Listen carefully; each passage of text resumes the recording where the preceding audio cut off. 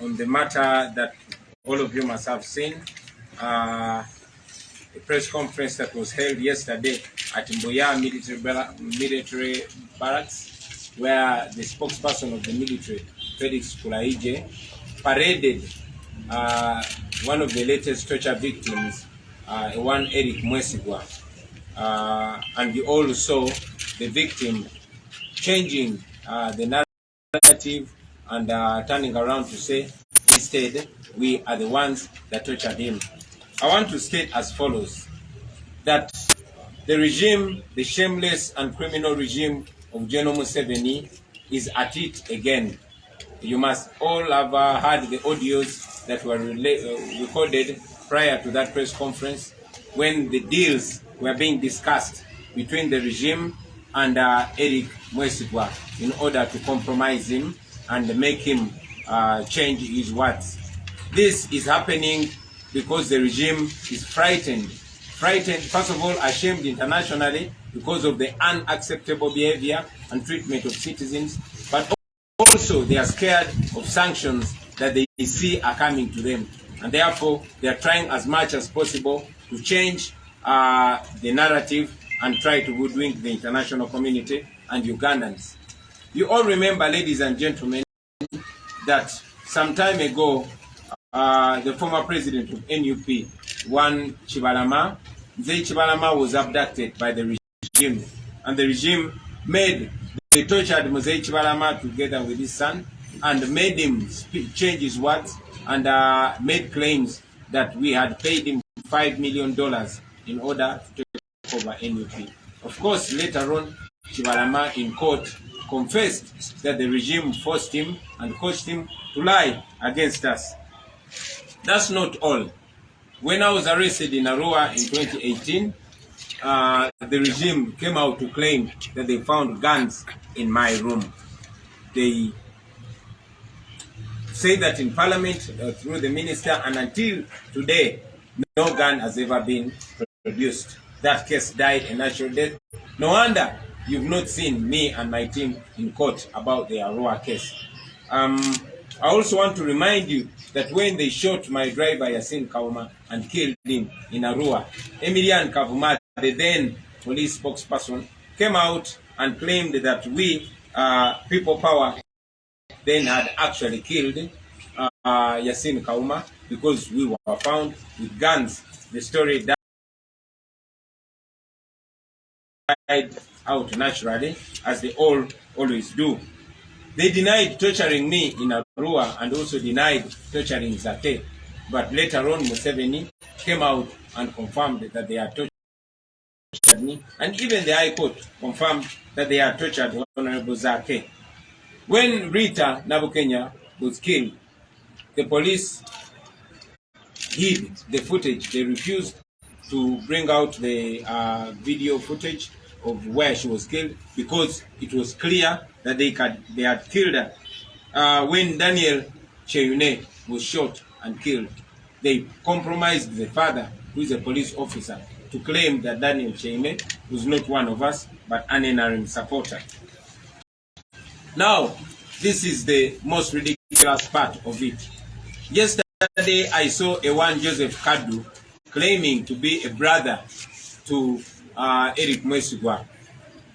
Interestingly, the same Joseph Kadu was used years ago in the case against General Kayihura to also lie in the same way. So I wonder when the military, especially the spokesperson of the military, Felix Kulaije, wants to project a foolish Ugandan to present himself to be the example of the same, because we expected him or them to be smarter than that.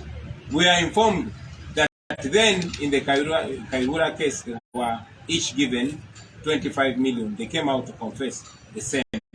I don't know how much money they have given them today. I've already mentioned that Minister of Internal Affairs then, Obiga Kanya, came out and claimed that actually Zake tortured himself and beat up himself until it was disproved by the High Court. Many cases, the case of Ziggy Wine, they killed him, they tortured him and claimed he had gotten an accident. They claimed they had footage. They did not bring the footage. Ronald Segawa, they tortured him and cut off his fingers. They claimed he was a pickpocketer who was stealing a phone. They never arrested him. They never charged him.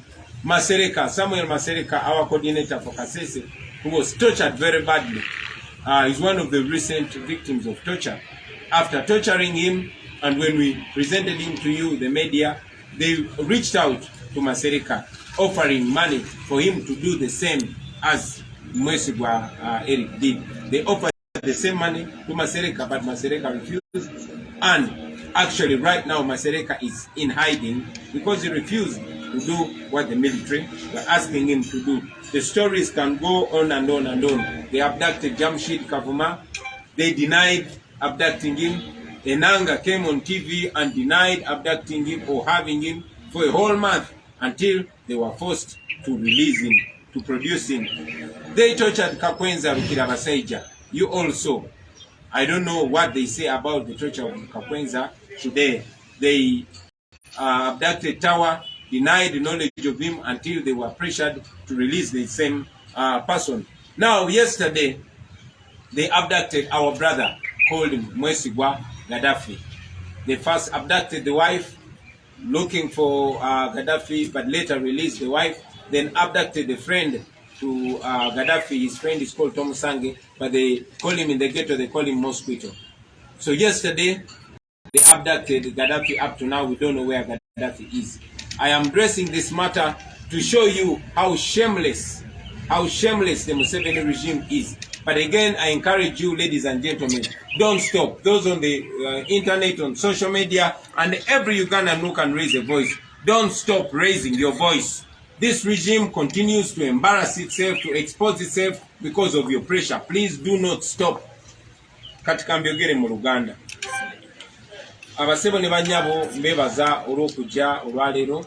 Yagadde olwaleero okwogera ku nsonga mwenna gye nkakasa gye mwalabye ku TV ne ku mitimbagano. Ensonga ya muganda waffe Eric Mwesigwa. Eric Mwesigwa yawambibwa n'atulugunyizibwa era mwalaba yajja wano. Ffe kye tukola kwe kulabisa gavumenti eno ne tuyita mwe n'abannamawulire ne tubalaga Eric Mwesigwa olw'obuswavu obwa gavumenti eno n'okulabisa kwe twagirabisaamu n'ensi yonna kyebaddeko, naye okusingira ddala okutya natti ezigenda obbasibwako kubanga ensi yonna emanye ebigenda maaso mu Uganda. Amagye nga gayita mwogezi w'amagye Felix Kulayije bakoze ekintu eky'obuswavu ennyo. Bagenze ne basala amagezi ne bakompromisinga Eric Mwesigwa ne bamuleeta kyonna kye bamukoze tetunaba kitegeera, ne bamuteeka maaso g'abannamawulire ne bamufosinga okugamba nti ffe twamutulugunya tumuwe ssente. Eky'omukisa omulungi mukola ddiiru eyo n'amagye byonna babirikodinga era amaloboozi ago mwagawulidde, abatanagawulira mujja gawulira nga gayitingana nga Mwesigwa ateesaganya n'abamagye okulyamu abantu olukwe, nga ateesaganya n'abamagye bamuwe ssente ajja akole ebyo byonna byeyakoze. Ekyo nno basebo ne banyabo si kipya kubanga mwakirabako nga bakutte Mwami Kibalama eyali pulezidenti wa NUP mukadde, ne bamuwamba ye ne mutabani we, ne bamussa ku kamera ne bamwogeza nti ffe twamulimbalimba tugenda muwa miliyoni za $5 okutuguza ekibiina. Paka Mwami Kibalama bwe yavaayo mu kkooti n'ayogera amazima nti amagye gaali gamuwambye, era yali ayogera n'omukulu w'amagye ebiseera ebyo.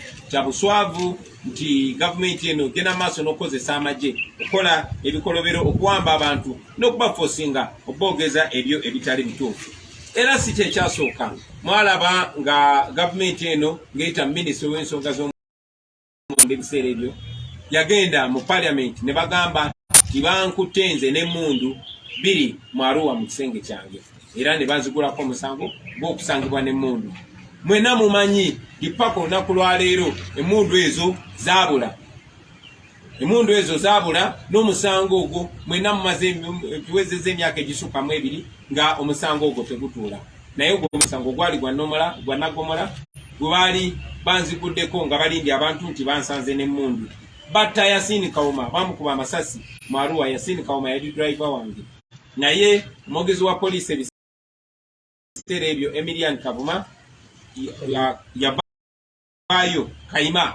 Emilian Kayima yavaayo n'agamba nti ffe kennyini ffe twasse Yasini Kawuma kubanga batusanze n'emmundu. Ebyo byakomaawo ebatugulako musango ogwo kubanga baali bamanye ekituufu. Tebyakomaawo juzi bwe batta muganda waffe Daniel Kyeyune bagamba nti ffe twamusse, bamwegaana era ne bakompromisinga taata we eyali wa poliisi n'agamba nti ye abadde wa NRM. So ngezaako balaga gavumenti eno engeri gyegenda ng'ekyusa ebintu mu ngeri ey'obuswavu. Bakozesa ku mulundi guno baggyeyo omusajja gwe bayita Kaddu Joseph gwe baleese ye muganda wa Eric Mwesigwa. Kaddu Joseph eyo mujja kulaba ne bu video batandise okugjayo nga y'omuntu omu gwe bakozesa nga bagudde ku kayula emisango newankubadde ate era yavaayo n'agamba nti baali bamuwadde $25,000 awe obujulizi obukyamu. So kyewuunyisa nti bano abantu be tubadde tutya nga tulowooza abagezi ate si bagezi nnyo nga bwe mulowooza. Abatusinga butemu tebatusinga amagezi kubanga bakola ensobi ze ezimu nga bagenda baziddiŋŋana. Mwabalaba nga bayita mu Obiga Kanya minisita w'ensonga ez'omunda ebiseera ebyo yavaayo n'agamba Zaake ye yeetulugunyiza yerumyerumya amatu paka ekooti enkulu bwe yavaayo nekakasa nti ddala Zaake bamutulugunya nga nze kennyini era mu Arua beegaana nti tebantulugunyako paka Museveni bwe yavaayo n'akakasa nti amagye gantulugunye. Zino ngezaako bawa ensonga ez'enjawulo ebiseera eby'enjawulo emirundi egy'enjawulo gavumenti ya Museveni wezze naddala ng'ekozesa amagye nga bawamba abantu bamala okutulugunya abantu ne babatuusaako obuvune ne babakolako ebyambyone ate ne bavaayo bo kennyini ne bakozesa abo abantu bennyini oba ne balimba mu ngeri ey'obuswavu. Mwabalaba ku Ziggy Wine batulugunya muganda waffe muyimbi munaffe Ziggy Wine n'atuuka n'okufa. Bagamba baleeta footage okakasa nti yafunye accident. Oyo footage yabula bwatyo. Ssegawa Ronald omulenzi gwe mwalaba gwe bawamba ne bamutulugunya kubanga yali yesize ebya Museveni ng'ayambadde t-shirt ya Museveni naye nga wagira people power. Oyo bamusalako engalo ne oluvannyuma bagamba yali mubbi bamukwata bakasimu. Tewali musango gwonna gwe bamugulako, tewali wonawona gwe bamuloopa.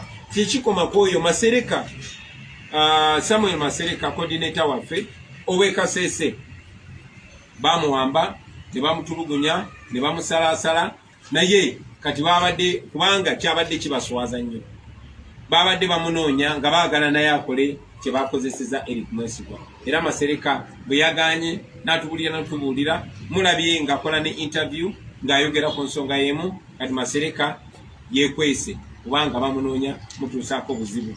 Mwabalaba abo bawamba Jamshid Kavuma ne bamwegaana okumala omwezi mulamba kubanga baali bamukubye essasi mu kugulu. Yamala kutereeramu ne balyoka bakkiriza. Enanga yennyini yeegaana nti tebalina Jamshid Kavuma okumala omwezi mulamba ng'ebitongole byonna byonna ebigamba nti ebitongole bikuumaddembe nga beeganye Jamshid Kavuma. Mwawamba tawa ne bamwegaana paka bwe baamusesema. Olwaleero baganda baffe be bawamba ekapeeka ne Nakaseke tetumanyi gye bali bakyabeegaana obaolyawo baba tebannabatta nabo bajja kubeera ku pressure babate. Bangi nnyo kugeza olunaku lw'eggulo bawambye muganda waffe Gaddafi Mugumya bamuwambye basooka kuwamba mukyala we nga babanja bbaawe abalage gyali then ne bawamba mukwano gwe gwe bayita Tomusange gwe bakazaako ya mosquito eyotalabikanga kati olunaku lwajjo bawambye Gaddafi. So twagala mumanye obuswavu n'obumenyi bw'amateeka gavumenti ya Museveni byegenda maaso kola baleme bawuduwinkinga baleme basirwaza mutune enkaliriza. Njagala kozesa n'omukisa guno okusaba mwenna baganda baffe ababeera ku mutimbagano kuba mwe betulilayingako zino TV eziri traditional basobola oziremesa ebiseera ebisinga naye kiyitawo ku mutimbagano kiba kiyiseewo abantu baba bakitegedde bano baba bagenda kulwana bulwanyi tukistopinga sote mulekerawo okulabisa temulekera okulabisa mwebe tuyimiriddeko bano ba criminal bano bayekera bano batemu bakyusa bukyusa ngoye ne bambala amasuuti naye bano babbi bali bakwasi b'abakazi be batulugunyanga abantu baffe bawamba balumbanga zibanka so bano ba criminal these are criminal abakulayije bemulaba ba criminal batemu bata abantu babandi bata bana babandi ne bamala ne babatulugunya ne babatusa ku kisenge simanyi oba bamuwambidde mwana we oba bamuwambidde muntu we oba bakoze eki ate n'obwavu bennyini Museveni bwatadde mu bantu baffe ne babuwalira ddala nagezako bamalamu essuubi temugwamu ssuubi mulemereeko bano abantu okola bino ebintu kiragira ddala okutya kiraga nti bali ku pressure kati sanctions zigenda baluma obujulizi bugenda buwera tobula abagezaako okubuuzaabuza badde nyina okuliyalinga eno ensonga basebo ne banyabo mwebale nnyo okumpuliriza mpozi ensonga endala gye njagala okusembyayo njagala obategeeza nti bukyanga tufiirwa muganda waffe kanso wa Mary tubadde tuli mu nteekateeka ez'okumugjayo okumukomyawo aziikibwe eno mu kitiibwa n'okukliyaringa bills twasobodde nga tuyita mu ttiimu zaffe ez'omu diaspora byonna okubitereeza era omubiri gwa muganda waffe guli ku nnyonyi guli mukomawo enkya tusuubira okumurisiivinga era program ejja kuba ebategeezebwa basebo ne banyabo. Let me say this in English. I want to inform the nation that following the tragic death of our brother Council Anthony Wameri, we have been working with our diaspora team in America and the world over to clear the process of the repatriation of his body. I want to inform the nation that his body is on the plane returning and we hope to receive it tomorrow. We shall be informing the nation about any other program. Thank you very much for God and my country.